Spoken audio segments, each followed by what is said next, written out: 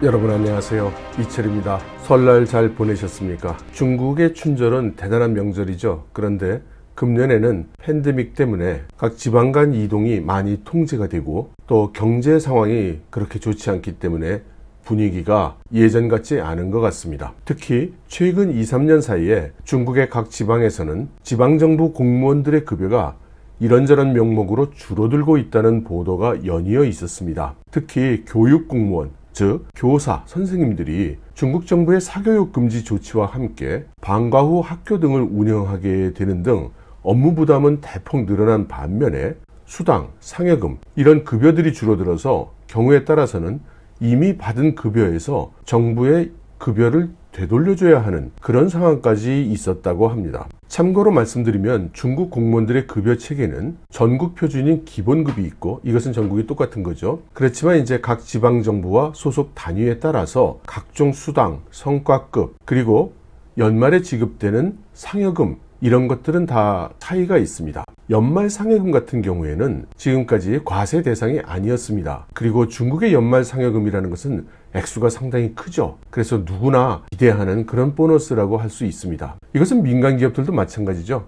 매달 급여는 적다 하더라도 연말에 당해연도 실적에 따라 보너스를 주는데 이게 상당히 크죠. 그것을 중국의 전통이라고 할 수 있을 것 같습니다. 예전에는 월 급여의 수십 배에 달하는 그런 연말 보너스, 소위 펀홍이라고 하는 그런 적이 많았지만 최근에 와서는 점점 줄어들었죠. 그래도 월 급여의 몇 배 정도는 되고 많이 받을 경우에는 10배 이상이 지급되는 경우도 그렇게 적지 않죠. 그런데 최근 들어서 이미 지급한 연말 보너스에 대해서 이것이 비과세였는데 과세하는 것으로 제도가 바뀌었다면서 교사들한테 그 세금을 환급해서 납부하라 이런 일들이 벌어지고 있다는 것입니다. 그리고 작년 하반기부터 중국의 비교적 경제 상황이 좋은 지역이라고 할 수 있는 장수, 저장, 광동, 후젠, 상하이 이런 지역에서도 공무원들의 감봉 소식이 속속 전해지고 있습니다. 선전의 한 기관에서도 비과세 형식으로 주었던 연말 보너스를 이제 세금을 공제해야 되기 때문에 월급에서 감액하겠다. 이렇게 해서 2달이나 봉급을 받지 못하고 있다고 합니다. 중국에서 가장 높은 수준의 급여, 복지를 제공하고 있는 선전에서 이런 일이 발생한 거죠. 사실 선전의 경우는 급여 수준이 꽤 높습니다. 공무원들의 경우에도 한 달 급여가 10,000위안에서 20,000위안 정도는 대체로 되죠. 그래서 만일 15,000위안 정도의 월급을 받는 사람이라면 연말 보너스가 100,000위안 정도 됩니다. 그러면 우리나라 돈은 지금 같으면 거의 1,900만 원 정도 아닙니까? 근데 여기서 세금을 떼면 세금 총액이 적어도 3-4만 위안 정도 됩니다. 그러면 15,000위안 봉급을 받고 있었는데 3만 위안이나 4만 위안을 돌려줘야 된다면 받을 돈이 없는 거죠. 그래서 2-3달 동안 급여가 안 나오게 됐다는 그런 뜻입니다. 말씀드린 선전은 중국에서 가장 소득이 높고 경제 지표도 우량한 광동의 대표적인 도시죠. 그렇지만 이런 광동에서도 수당을 줄이거나 없애는 등의 방법으로 여러 지역에서 실질적인 감봉이 시작되고 있다고 합니다. 광저우 일부 구정부에서는 이미 감봉이 시작됐고 선전의 경우에도 바완취, 로후취 이렇게 시 산하의 구 정부에서도 감봉이 있었다고 합니다. 그런가 하면 일부 지역에서는 수당을 주지 않고 기본급만 지불하기로 한 곳도 있습니다. 선전시 정부는 우수 인재를 유입시킨다는 그런 정책 때문에 석사학위 소지자나 박사학위 소지자에게는 각각 15,000위안, 박사학위 소지자에게는 25,000위안의 학위 보조금도 주고 있었는데 이거 역시 폐지했다고 합니다. 이런 여러 가지 소식을 종합해 볼 때 중국의 각 지방정부에서 어떤 형태로든 급여 삭감을 하기 시작했다는 것은 명백한 사실로 보입니다. 이들 지방정부들이 자기 자신에 대한 급여를 삭감한다는 것은 그만큼 더 이상 재정이 어렵기 때문이죠. 재정이 어렵다는 것은 당연히 세수가 세출에 비해서 적기 때문이죠. 재정 적자가 심화되어서이기 때문일 것입니다. 그리고 현재와 같은 상황에서는 지방정부의 세수는 당연히 많이 줄어들었을 겁니다. 작년인 2021년 중국 경제가 그나마 유지된 것은 수출이 예상외의 호조를 보였기 때문이었습니다. 그러나 내수는 엉망이었죠. 그리고 과거 재정 수입의 아주 큰 부분을 차지하던 토지 사용권 수입이 이제 부동산 경기가 엉망이 되니까 대폭 감소할 수밖에 없었죠. 이런 상황임에도 불구하고 중앙정부에서는 지방정부들 보고 인프라 투자를 해라 이렇게 독려를 하고, 지방정부들은 울며 겨자 먹기로 채권을 발행해서 빚을 만들어서 인프라 투자에 나서왔죠. 여기에 제로 톨러런스 정책을 취하고 있는 코로나19 사태가 여기저기 지역적 확산이 진행됨에 따라서 격리, 진단, 통제 이런 여러 업무에 지속적으로 인력과 물자를 투입해야만 했습니다. 그런데 인터넷을 보면 코로나19 방역 때문에 어렵게 나와서 일하고 있는데 정부로부터 한 푼도 받지 못했다고 불만을 토로하는 의료진들의 그런 이야기가 흘러나오고 있습니다. 저는 그래서 지방정부가 지금 한계 상황에 다다르고 있다 이렇게 생각합니다.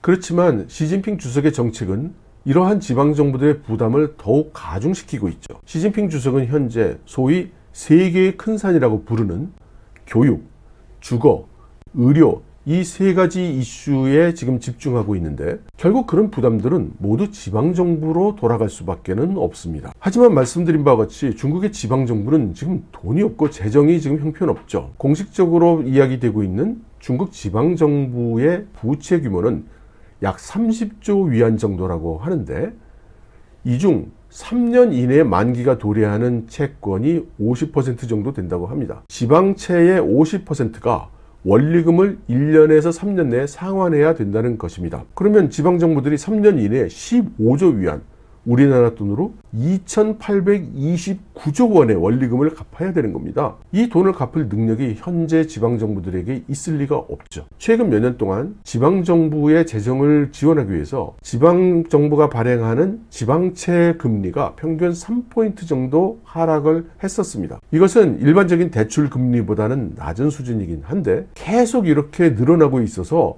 이자가 급격하게 증가를 하고 있는 겁니다. 중국 재정과학연구원장인 류상시는 이제 정부의 이자 지출, 중앙부채, 지방부채를 다 합치면 2조 위안에 이른다고 했습니다. 그러니까 정부 부채를 매니지하는 그 비용이 2조 위안이 됐다는 겁니다. 여기에 표면화되지 않은 숨어있는 부채까지 포함이 되면 그 규모는 어마어마할 것이라고 그렇게 지적을 했죠. 중요한 것은 우리 같은 사람들 또는 외국에서 지적한 게 아니라 바로 중국 재정과학연구원장이 이렇게 지적을 했다는 것입니다. 또 중국 지도부가 개최했던 중앙경제공작회의에서는 현재 중국 경제가 수요는 위축되고 공급망에는 충격을 받고 있고 예상 경기는 악화일로인 이런 세 가지 리스크가 나타나고 있다고 진단을 한 바 있습니다. 그래서 이 세 가지 요소들이 서로 영향을 주면서 악순환을 이룰 리스크가 더욱 커질 수 있다는 우려가 나오는 것이죠. 류상시는 그래서 채권 시장을 정비하고 국채와 지방채를 체계화하고 그리고 채권 시장을 활성화할 것을 제안하고 있습니다. 저는 이렇게 채권 시장 또는 채권 체계 정비를 촉구하는 말이 중앙 싱크탱크에서 나온다는 것은 이후 대량으로 채권이 발행될 가능성을 보인다고 생각합니다.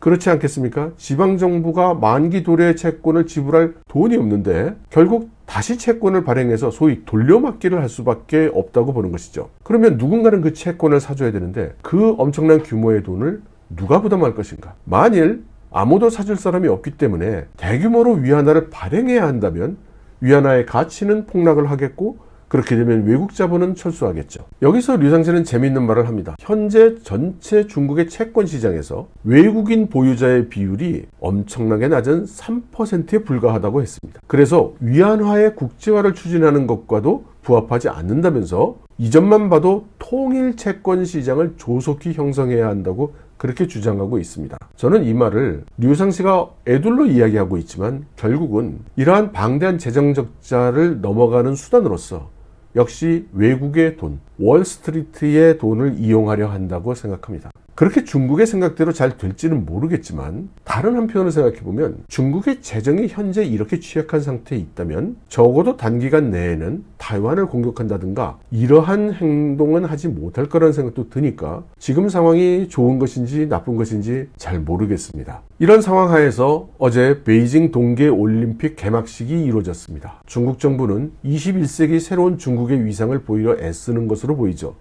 그렇지만 서방에서는 외교적 보이콧을 했고 중국 내부에서는 전국적으로 팬데믹으로 인한 격리 등으로 침울한 분위기이고 관중도 없는 그런 활기 없는 경기장이 될 수밖에 없었죠. 그리고 이번 올림픽은 그 어떤 때보다도 엄청난 적자를 가져다 줄 것도 틀림없어 보이죠. 그렇다면 이러한 화려한 올림픽 개막식을 전국에서 보고 있을 감봉을 당한 중국의 수많은 공무원들 그리고 인민들의 심정은 어떨까 이런 생각도 듭니다. 그래서 지금 현재 중국은 밖으로는 힘찬 대국 굴기의 모습을 보이려고 애를 많이 쓰고 있지만 어쩌면 안으로는 현재 언제 폭발할지 모르는 압력솥 같은 상태가 아닐까 그런 생각도 되네요.